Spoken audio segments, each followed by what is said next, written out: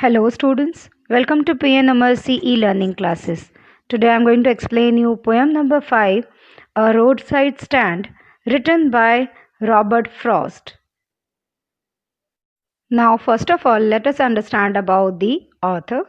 Robert Frost is an American poet of the 20th century who mostly wrote about the characters, people and landscapes. Now let us understand the theme of this poem. The poem, through the honor of a roadside stand, reflects upon the life of people that are deprived and mindlessly ignored by the city bred people.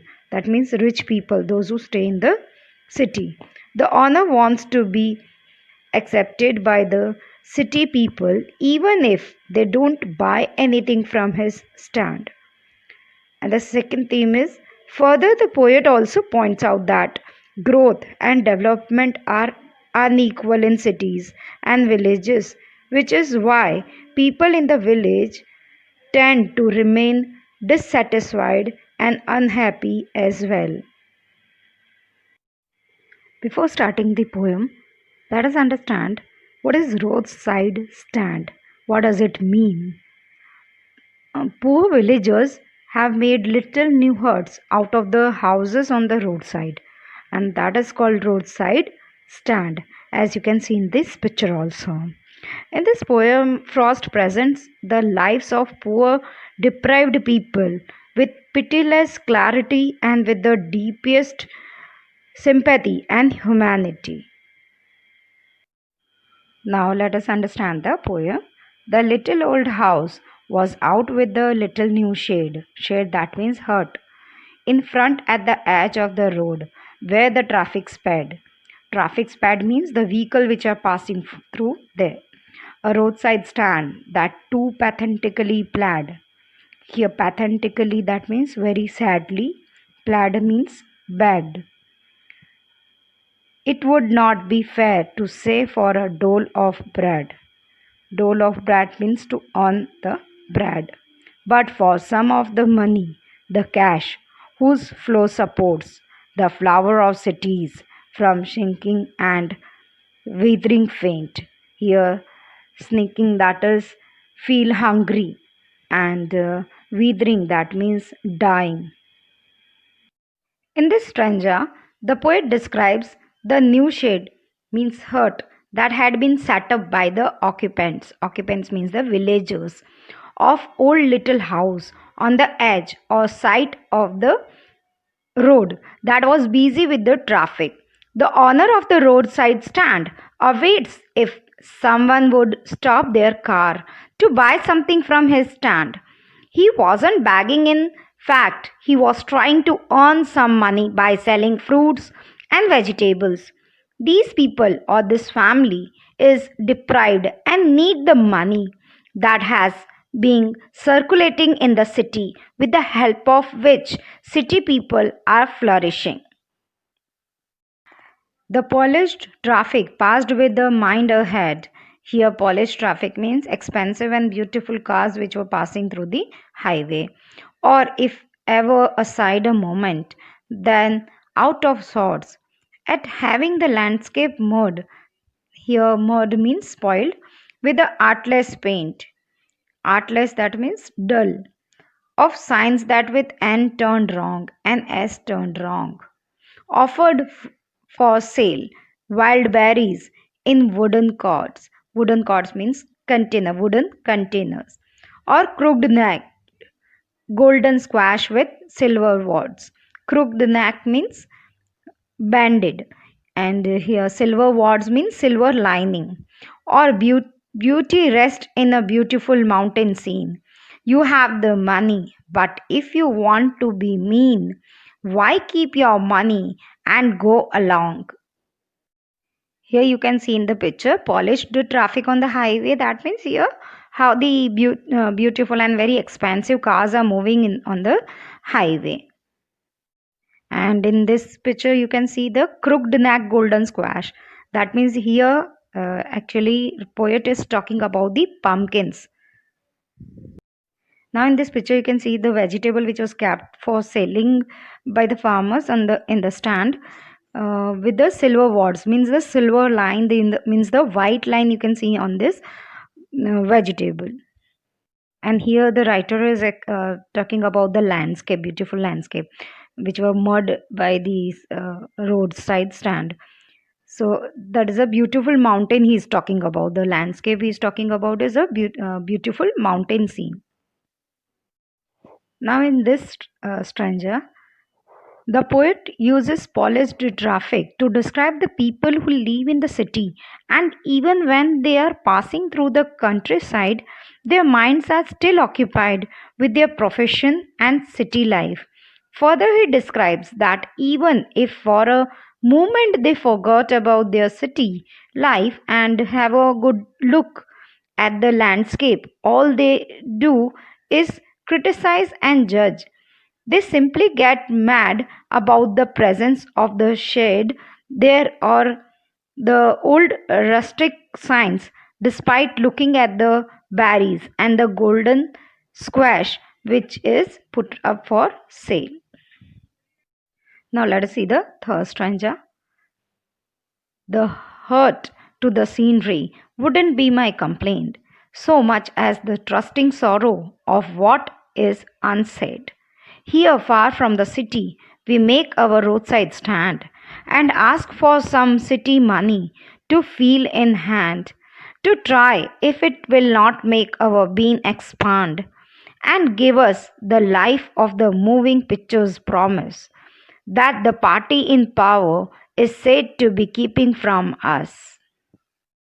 Further, the poet continues by speaking on the behalf of the owner of the roadside stand that if they have the money with them, why they act so mean towards these people and hold it so dear to them. These people are hurt because they hope that the city dwellers will buy their produce from the stand, which will generate income for their family, and they will be able to live happily. Simply remains a trusting sorrow as nobody bothers about their sale, and instead they want the stand to be removed as it spoils the beauty of the landscape. The owner of the stand thought that once the family has enough money, they can live the life that was promised to them by the political parties. Now let us look at the fourth stranger. It is in the news that all these pitiful keen, that means unfortunate relatives, are to be bought out and mercifully gathered in. Mercifully gathered, that means thankfully gathered. To live in villages next to the theater and the store. Store, that means market, where they won't have to think for themselves anymore. While greedy, good doers, beneficent beasts of prey. Here, greedy, that means hungry, and good doers, that means the villagers. Beneficent, that means generous, and beast of prey, that means victims, swarm over their lives, enforcing benefits. Swarm, that means crowd. Enforcing, that means implementing, that are calculated to soothe them out of their wits. Soothe, that means specify. And by teaching them how to sleep, they sleep all day, destroy their sleeping at night the ancient way. Now, in this stranger, the poet tells that there is a news that these people living in the villages or the countryside will be relocated and shifted to the city near the theaters and the store, where they will be equally benefited by the development and growth. The people who consider themselves as the do gooders or the charitable ones simply manipulate them and accomplish their own selfish motives. The village people are misguided by the city people who teach them to sleep all day, which they are not habitual of, as the village People spend their day working hard. Now let us see the next stranger. Sometimes I feel myself I can hardly bear the thought of so much childish longing in vain. Longing that means desire, and vain that means successfully. The sadness that lurks near the open window there. Lurks that means waits. That waits all day in almost open prayer for the squeal of brakes. Squeal that means sound of brakes. The sound of a stopping car. Of all the thousand selfish cars that pass, just one to inquire what the farmer's prices are. And one did stop, but only to plough up grass. In using the yard to back and turn around, and another to ask the way to where it was bound. In this stanza, the poet tells what he feels by looking at the pitiable condition of these people. They wait for a customer, like a child near the open window, wishing that the car stops by their stand and at least inquire the prices.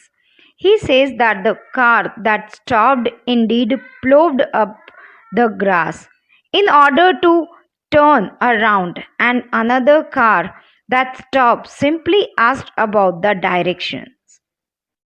Now let us see the sixth stranger. And another to ask, could they sell it a gallon of gas? Here, gallon that means a measure. They couldn't. They had none. Didn't it see? No, in country money, the country scale of gain. The requisite lift of spirit has never been found. Requisite that means required. Or so the voice of the country seems to complain. I can't help owning the great relief it would be to put these people at one stroke. One stroke that means here in this line he want to say about the stroke that means to blow. And then next day as I come back into the sane that means sensible. When I will become a sensible, I wonder how I should like you to come to me and offer to put me gently out of my pain. In this stanza, the poet wants to uplift the poor countryside people from their existing pain, and therefore he emphasizes with them because he knows that the even just enough to meet the daily needs. He thinks that these people should be put out of pain and hardship of existence. He then writes that he imagines how would he react when the next day anyone would go and gently wake him up and put him out of the pain that he feels for the people.